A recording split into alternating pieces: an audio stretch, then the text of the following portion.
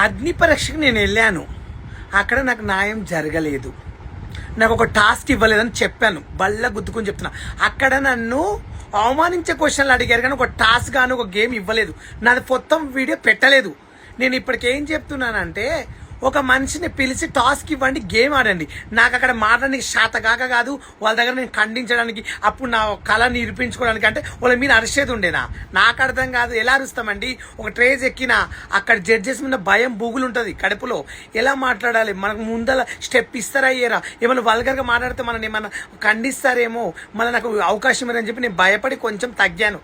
ఏదో మాట్లాడి కాదు, క్వశ్చన్ కౌంటర్ వేస్తే నేను కూడా దుమ్ము దులిపేవాని. అర్థమవుతుందా నేను ఎందుకు తగ్గానంటే అవకాశం పోతామని చెప్పి భయపడ్డాను. ఫస్ట్ ఆఫ్ ఆల్ మాటని కాదు, నాకు టాస్క్ ఇవ్వలేదు కానీ ఫుల్ వీడియో పెట్టండి. నేను వరకు వాళ్ళు అడిగిన క్వశ్చన్ ప్రతి దానికి నేను సమాధానం చెప్పిన. అది నాకు తెలుసు, అది పోయే వాళ్ళకి అర్థమవుతుంది.